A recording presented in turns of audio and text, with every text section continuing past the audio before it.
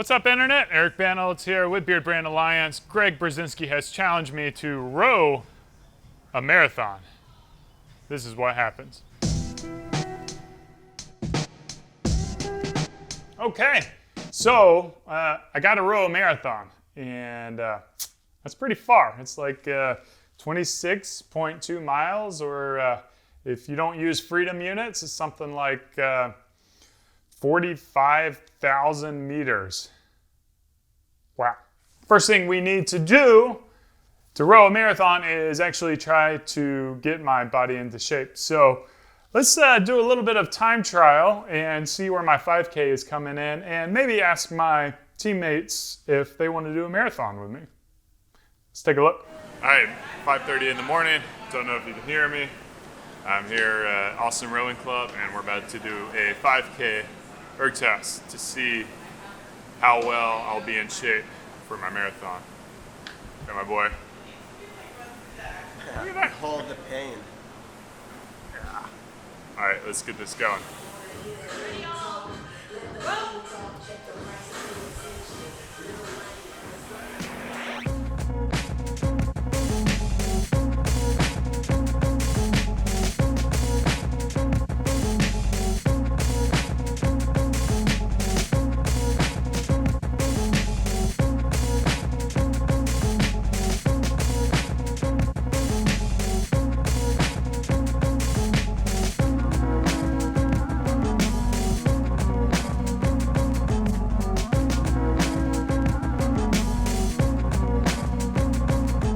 Okay, so pretty good 5K, 18:30. It's not my best time ever, but I'm in pretty good shape. I've been training for really the past couple of years. While I've been training for shorter races, 5Ks and 1Ks, I feel like I've got a pretty good foundation that's going to set me up for a strong marathon attempt. Good morning. It is 6:30 in the morning, and can you tell? Pitch black out. And that means I've got to go down in the water, do some training. All right, you guys want to see some of these boats early in the morning? These are the 8s. These are the quads. What I plan on rowing are going to be a single, which are these little boats. So I'll take out one of these little guys. Let's see. Probably the Pecan. What's up, Felipe?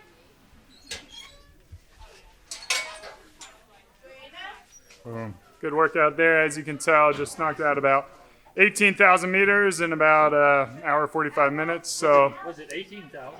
Yeah, 18,000. So we're on our way towards getting to marathon length. So hopefully we'll be there pretty soon.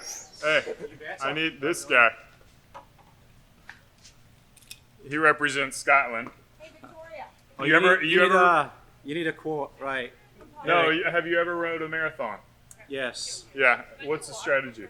The strategy? Yeah. No, right now. There is none. There is none. Just finish it, right? Okay, so Eric, here's my advice for you. First of all, don't get me on video. At 6:30 Because then in you'll the have morning. to add subtitles from my accent, so nobody's going to understand when you post this.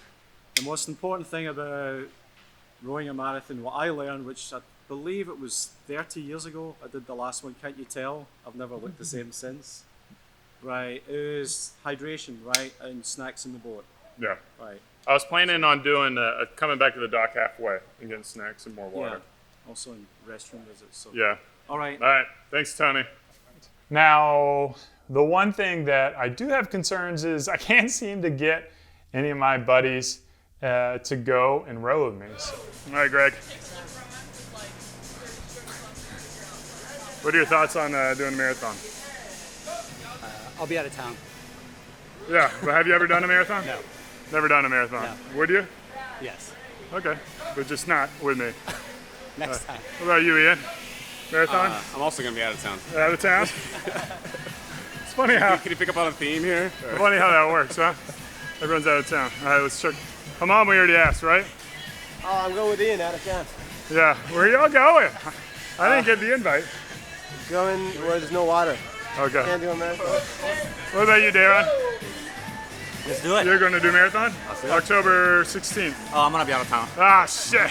So subsequently, it means I got to get back in the gym. I got to be doing a little bit more working out, and I got to come up with a pretty good action plan. So in addition to doing my erging and my rowing on the water, I'm doing a little bit of weight training. I'm on the Strong Lifts program, and the program involves doing 5 sets of 5 different exercises and split up into 2 different workouts. So on workout day number 1, it's essentially going to be squats, bent over rows, and then deadlifts. And on the other day, it's going to be squats, bench press, and then pull-ups. I've replaced the overhead press with pull-ups because it's more relevant to the rowing motion and the muscles I need to develop for that. I've got a couple of challenges because first of all, I have 2 races at the end of October, essentially one at the last weekend in October and one at the first weekend in November. So I need to give myself a little bit of time for recovery of this marathon so that it's not really hindering my performance in these regattas. A regatta is a race for those who are not familiar with rowing, and I don't want to be able to let my team down. So I'm doing it actually mid-October. It would be nice if I had a full month of training, but I'm not going to let the challenge down. One of the downsides with this setup and really having time constraints is I pretty much have one day. It's going to be on a Wednesday that I can record this that works within my schedule and training process for hitting this regatta. So I'm going to do it on a Wednesday, weather be damned, and I'm going to be doing it by myself because I haven't been able to convince any of my rowing teammates to join me on this journey. It is the Saturday before the marathon, this Wednesday, and just got done doing a long piece for just kind of getting ready. Take a look at this, my workout. Go back and pause it if you want to see those numbers. I feel like I pushed it a little hard and I won't be able to keep this pace for the marathon. So I think I'll take it down a couple of notches when I get in the water on Wednesday. But it's a good workout and hopefully helps me get to my goal. All right, guys, peace out for now.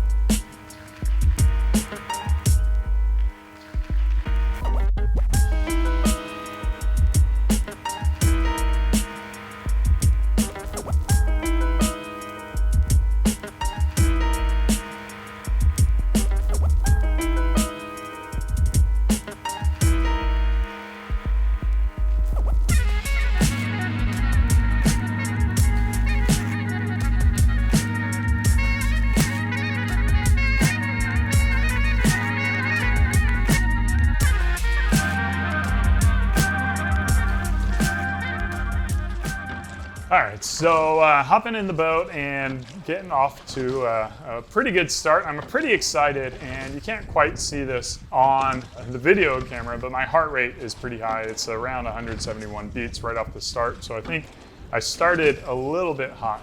I do have a race plan, and that's pretty much, I'm going to break this marathon up into 30-minute chunks. And I want to kind of hang my splits around 2 minutes and I would say about 2 minutes, 15 seconds per 500 meters. And that should give me a pretty good pacing to allow me to not tire out so quickly. But it is also a pretty strong pace for a single.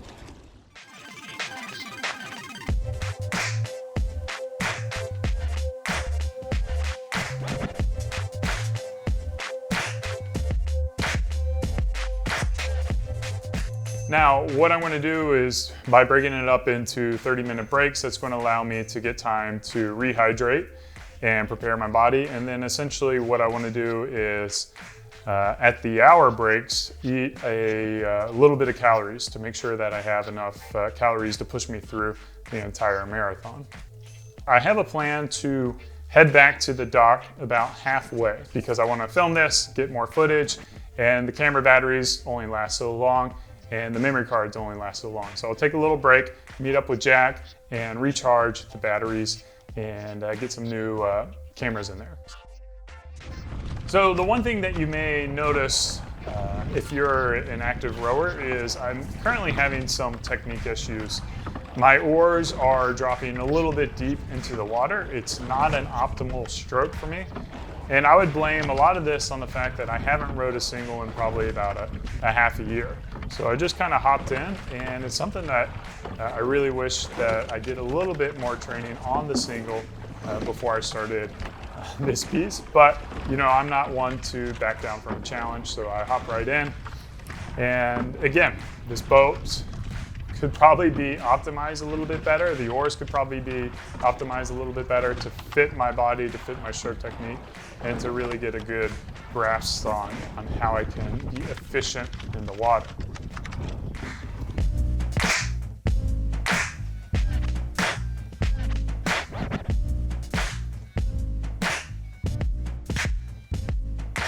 As we get down around the island at the bottom of, right before the dam in Town Lake here in Austin, you'll notice my shirt is blowing quite profusely. You may be able to see it as well with my beard. My beard is blowing sideways. Today, on this day, was not a very good day to row. While the water looks generally pretty flat, you'll see my boat rocking a fair amount left and right. And these wind gusts would come and hit you, and in a single, it's very challenging to really maintain balance and to get good strokes in when you have a gusty day. So I was fighting these gusts pretty much throughout the whole row.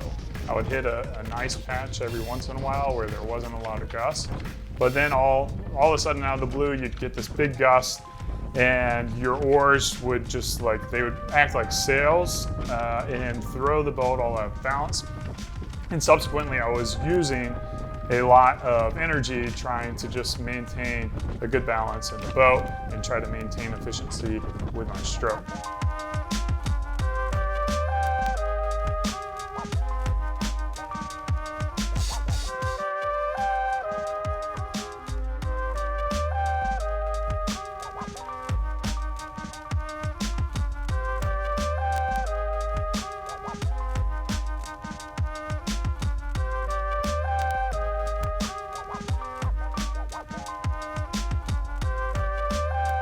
So by this point, I've probably done, let's say about 10K or maybe even 15K. And working with these new oars, which I haven't really rowed with before, my hands are really starting to develop blisters on them. In addition to that, I've kind of going back to the boat, not quite fitting me right. I was struggling with my left leg going numb on me as I was rowing. So it was very uncomfortable. I would stop. Try to stretch out that left leg of mine, try to get the blood flowing, going back in there. I don't know if it was a seat issue or what, but for whatever reason, my leg was not at 100% during the piece, and of course my hands were really starting to hurt.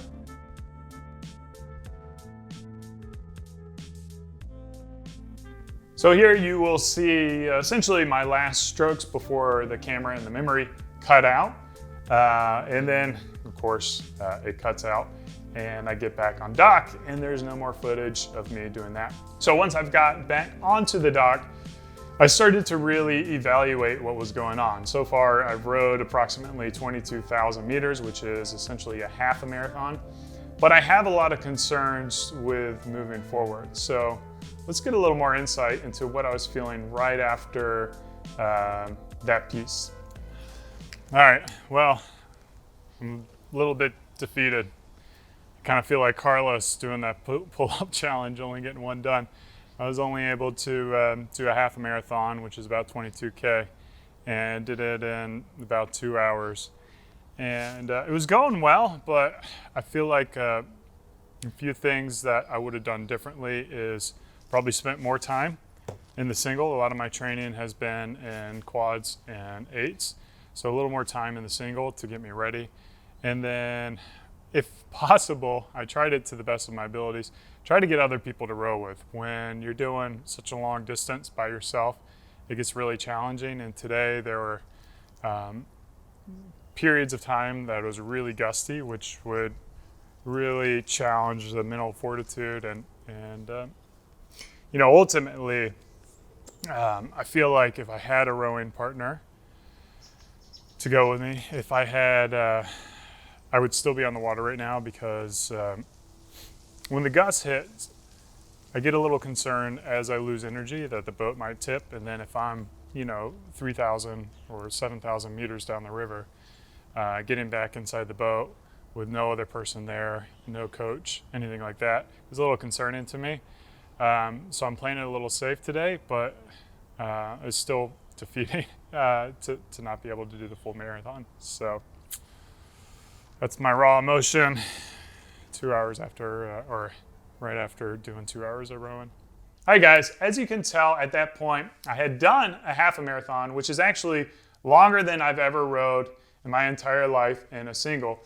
So I'm pretty proud of that achievement, but I decided to call it quits. When I got off the dock, my beard was literally blowing sideways.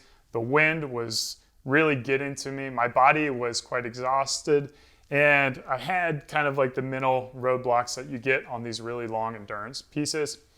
When I paired that together with the fact that I was rowing alone on the river, there's essentially no one else on the river. The gusts were high. I didn't want to really put myself in danger. In addition to that, I didn't want to really injure myself or put myself in a bad position for the upcoming races. So it's kind of a bummer that I wasn't able to accomplish my marathon, but with every single failure, it's only a failure if you don't have lessons. So what are the lessons that I want to take away from this challenge, and how am I going to apply it? Well, the first lesson is I don't want to do a marathon again by myself. So if I'm going to do it, I really need to convince another team member to do it with me. So either we do it in a double or a quad or an eight, or I do it in a single with a couple other people who are rowing with me. And that's going to help kind of pass the time and help you persevere through it, and also help mitigate any kind of safety risks that come along with rowing on a river. The other thing that I'm probably going to do is first attempt a marathon on a rowing machine. I think I've done really long pieces. As you can tell in this video, I've done 1.5 hour long pieces, which are essentially a half a marathon. I need to just try that on a rowing machine and see if I can do a marathon at first. That takes out a lot of variables when it comes to the weather and, you know, my rowing technique, and just see that I've got the baseline capacity to be able to handle such a long distance. The final thing I would do is really make sure that I'm rowing in a time where the weather is good and I've been rowing a lot in a single or the boat that I plan to be doing the marathon on. It really makes a lot of sense to build up those calluses in your hands, because you don't want to be dealing with really like just blisters and the challenges that come around with that. So if you spend a lot of time beforehand in the proper boat, using the proper handle with your settings, then your body's going to be a lot more accustomed to that, and you're going to be more prepared to be able to handle such a long distance. Now, despite my failure, I'm super proud of what I was able to accomplish in such a short period of time. I do still want to achieve a marathon. There's really no benefit to it from a training perspective for my team other than feeding my ego. It's kind of one of these things that I would really like to do. I've never run a marathon, I've never walked a marathon, I've never done anything like that. So rowing is my sport, and I'd love to be able to really do it in rowing. I don't think a lot of people can say they've rowed a marathon. So let me know what you think. Have any of you guys do we have any marathon runners or rowers out there? And if you have, what are some of the things that you guys did to persevere when you really kind of hit that wall and you don't know if you have what it takes to persevere on?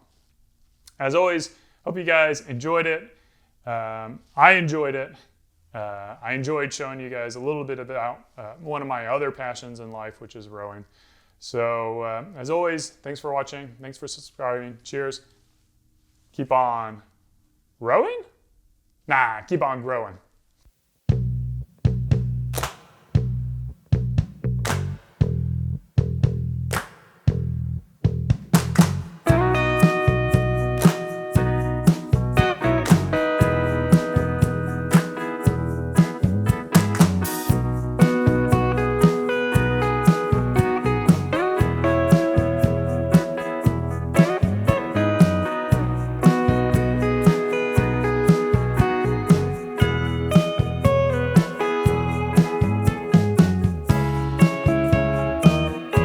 Stop. Before you watch the next video, let me tell you, you are worth it. And what do I mean by that? I mean that you deserve to invest in yourself. You deserve to pamper yourself. You deserve to take care of your skin, your hair, your beard, and Beardbrand has your back with products, not just for your hair, your beard, and your skin, but also for your mind.